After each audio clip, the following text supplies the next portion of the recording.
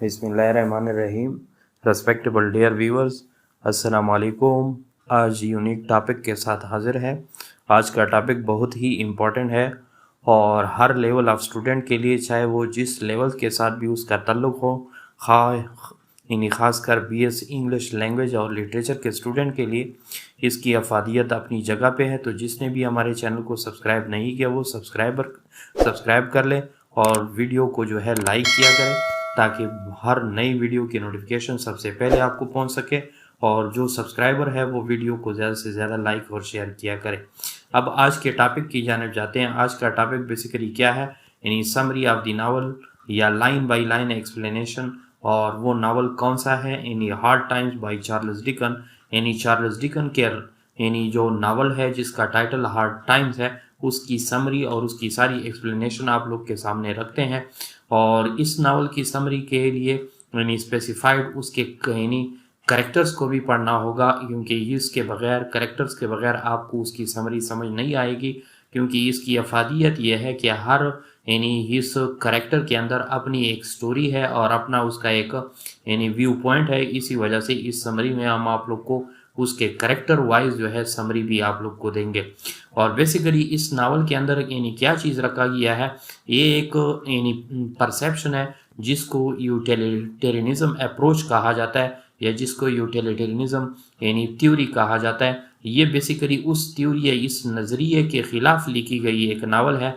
और ये यूटिलिटेरियनिज्म का जो अप्रोच होता है, ये बेसिकली बेंटन थ्योरी उसको कहते हैं। और बेंटम थ्योरी, जैसे कि स्क्रीन पे आप लोग मुलाहिजा कर रहे हैं, ये बेंटम थ्योरी क्या होती है, ये वो यानी इस नावल के अंदर बेसिकली एक सोशल प्रोटेस्ट इस नावलिस्ट ने शो किया है। और वो सोशल प्रोटेस्ट क्या है जो यूटिलिटेरियनिज्म के बेंटम थ्योरी पे अप्लाई होता है। और वो क्या है कि ये थ्योरी बेसिकली यानी इस थ्योरी के मुताबिक यानी सिर्फ और सिर्फ जो ज़िंदगी में यानी प्रैक्टिकल स्टेप्स होते हैं, प्रैक्टिकल एस्पेक्ट ऑफ हैप्पीनेस होते हैं, यानी इस थ्योरी की बदौलत ज़िंदगी में जितने भी अमली पहलू होते हैं खुशियों के, फॉर एग्ज़ाम्पल जो साइंस की तरक्की है, इंडस्ट्रियलाइजेशन है, और या कारखाने हैं या मिल्स है, उसको जो है कंसीडर किया जाता है। और इस थ्योरी के मुताबिक जितने भी जज्बाती, जितने भी रूहानी और जितने भी मॉरल वैल्यूज़ होते हैं उनको इग्नोर किया जाता है। यानी इसी थ्योरी के मुताबिक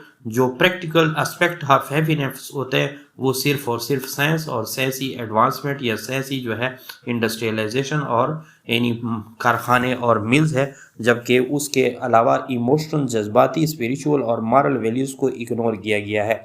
तो ये नावल बेसिकली उसके ख़िलाफ़ एक प्रोटेस्ट है कि सिर्फ और सिर्फ जो है यानी इसके अंदर क्या है, यानी सोशल प्रोटेस्ट इसी वजह से रिकॉर्ड कराया गया कि इस दुनिया में यानी इमोशनल और स्पिरिचुअल और मॉरल वैल्यूज़ के यानी का भी अपना रोल है। सिर्फ और सिर्फ जो है यानी प्रैक्टिकल एस्पेक्ट ऑफ हैप्पीनेस जो है ज़िंदगी गुजारने के लिए, या हैप्पी या खुशहाल ज़िंदगी या सक्सेसफुल लाइफ गुजारने के लिए काफ़ी नहीं है।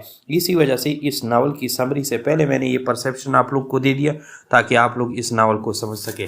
अब इस नावल की जानिब जाते हैं। इस नावल के अंदर summary of the novel hard times bye Charles deacon है। इसकी लाइन बाय लाइन एक्सप्लेनेशन आप लोग के सामने रखेंगे। Number 1, introduction. तो इंट्रोडक्शन में hard time is a novel written by Charles Dickens, यानी ये एक ऐसा नावल है जो चार्ल्स डिकन ने लिखा है और उसकी पब्लिश इन 1854 में उसकी पब्लिकेशन हो चुकी है। Set in the fictional industrial town of Coketown, यानी कॉक टाउन के एक कस्बे जो इंडस्ट्रियल टाउन है। और ये भी फर्जी है। The story explore the harsh realities of Victorian society. इस नावल की कहानी बेसिकली उस विक्टोरियन सोसाइटी की उस तल्ख हक़ाइक़ का को जो है उजागर करती है, focusing on the themes of industrialisation. और उसके अंदर जो मेन थीम्स है वो क्या है, इंडस्ट्रियलाइजेशन है। नंबर 2, उसके अंदर उस सोसाइटी का एजुकेशन सिस्टम।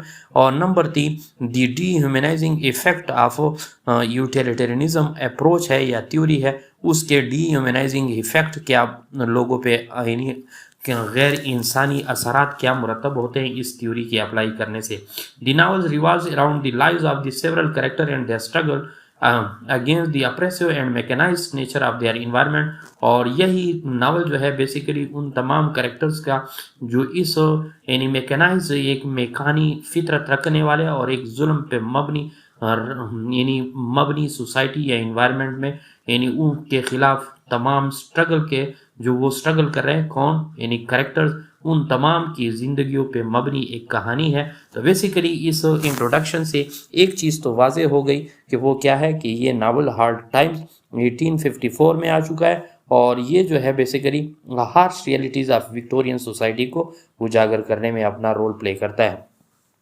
तो अब स्टोरी की जो है बिगिनिंग इस तरह है, यानी उसके मेन करेक्टर को हम वो करेंगे और उससे आप लोग को बताएंगे कि कैसे इसके अंदर यानी दो चीज़ें रखी गई है। एक है कि यानी यहाँ पे यूटिलिटेरियनिज्म का जो अप्रोच है वो ये समझता है कि ज़िंदगी में सिर्फ साइंसी तरक्की और साइंसी मालूमात और साइंसी एस्पेक्ट ऑफ लाइफ जो है, ये प्रैक्टिकल स्टेप्स जिसको कहा जाता है कि यही चीज़ जो है ज़िंदगी में खुशी का बायस हो सकता है। लेकिन ये नावल उसके खिलाफ एक प्रोटेस्ट के तौर पर है और वो समझता है कि जितने भी स्पिरिचुअल है, रूहानी है या मॉरल है या अखलाकी है या जज्बाती है, उन तमाम एस्पेक्ट्स का भी ज़िंदगी में रोल होता है। और इस नावल की स्टोरी में हमें दिखाया गया है कि किसी तरह यानी वो कोई जो सिर्फ और सिर्फ फैक्ट्स पे या रियलिटीज़ पे या हकायक पे अपनी ज़िंदगी गुजारते हैं, कैसे वो उनकी ज़िंदगी नाकाम होती है।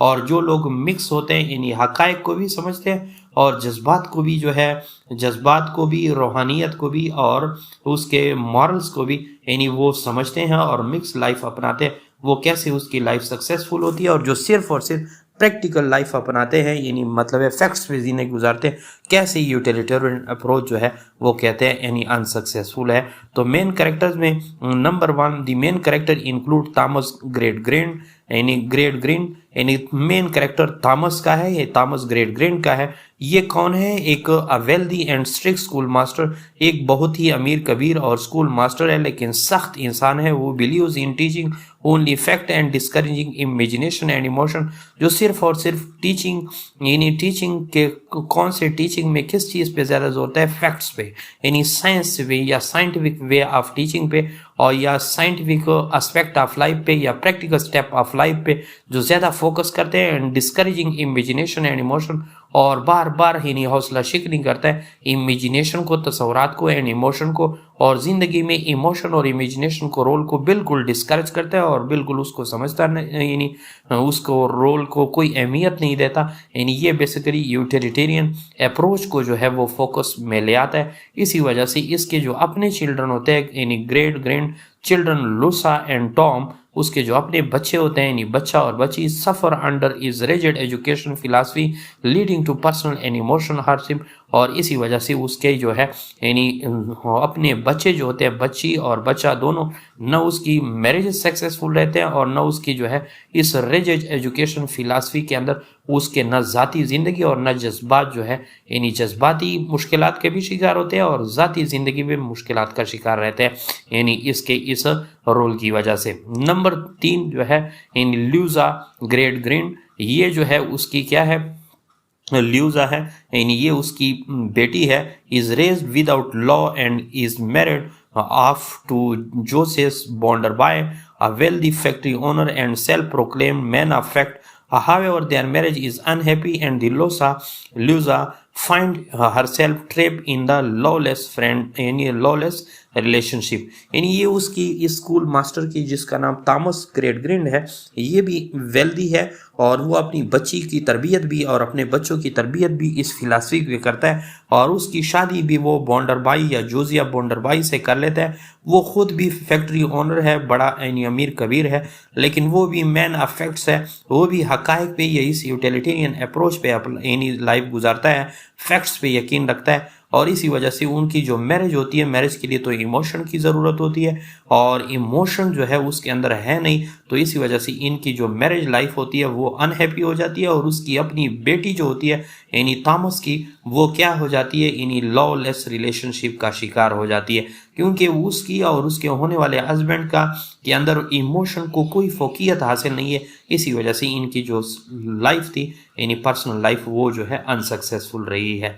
इसी तरह यानी इसकी दूसरी शागिर्द है या स्टूडेंट है सीसी जॉब, यानी मेन वाइल सीसी जॉब जो है वो क्या कर लेती है? The daughter of circus performer is taken in by the great grand family. CC represent the virtues of imagination, compassion and love that are lacking in the Cocktown, she becomes a source of hope and redemption for other character.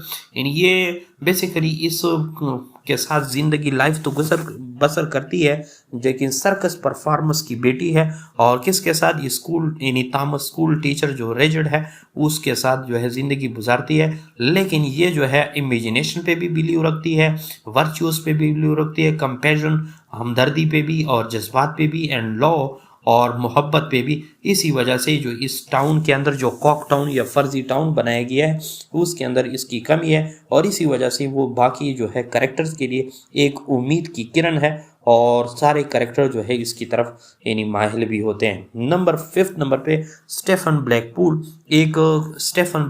एक दूसरा hard working and honest worker in the Bounderby factory, और ये उस यानी बॉन्डर by के factory में क्या करता है, एक हार्ड वर्किंग यानी और हॉनेस्ट वो वर्कर है, लेबर है, faces numerator hardship and abusive marriage, और वो भी अपनी एब्यूसिव मैरिज गलत मैरिज की वजह से और हार्डशिप का सामना करता है। क्या किस वजह से, he falls in love with the Rachael a factory worker but is unable to divorce his wife due to the laws of time, यानी वो दूसरे यानी फैक्ट्री वर्कर के साथ यानी जो रेकियल है उसके साथ वो फॉल्स इन लव हो जाती है, इन लव हो जाता है, लेकिन वो अनेबल होता है कि वो अपनी वाइफ को, जो पहले वाली वाइफ है जिसके साथ उसके इमोशन जो है यानी उसी तरह उसे फील नहीं होता, लेकिन अपने लास्ट की वजह से और अपने यानी उन लॉज ऑफ टाइम की या वक्त के कवानीन की वजह से वो अपने यानी पहली बीवी को जो उसके साथ जो है उसके खुश नहीं है, लेकिन वो अपनी बीवी को डाइवोर्स नहीं दे सकता, अनेबल है to divorce his wife due to the laws of time. तो इसी वजह से ये नावल उसी चीज़ को भी कि एक तो इमोशन को कोई तरजीह नहीं है और बाकी अगर इस लेवल के लिए कोई स्टेप लेना चाहता है तो लॉज भी ऐसे हैं कि वो स्टेप भी नहीं ले सकता। इसी तरह 6 नंबर पे the story also dwells into the lives of other character such as the opportunist and manipulative James Harthouse, ये दूसरा कैरेक्टर है, who tries to seduce Lusa, यानी the eccentric Mr. Slary, the owner of circus where Sissy grew up, यानी ये कुछ opportunist character है जो इसी यानी मौके से फ़ायदा उठाते हैं और जो भी इस मुश्किलात का यानी मतलब है वो रहता है वो उनको जो है सेड्यूस करता है, लेकिन ये भी उसके कामयाब नहीं रहता। इस तरह 7 नंबर पे यानी इस यूटिलिटेरियन अप्रोच की या यूटिलिटेरियनिज्म की जो थ्योरी है यानी उसके क्या डीह्यूमनाइजिंग इफ़ेक्ट्स क्या है कि इंडस्ट्रियलाइजेशन अगर होगी लाइफ में और यानी मतलब है इस नावल के अंदर जो दिखाया गया है डीह्यूमनाइजिंग इफेक्ट उसके क्या होंगे यानी गैर इंसानी असरात उसके क्या होंगे।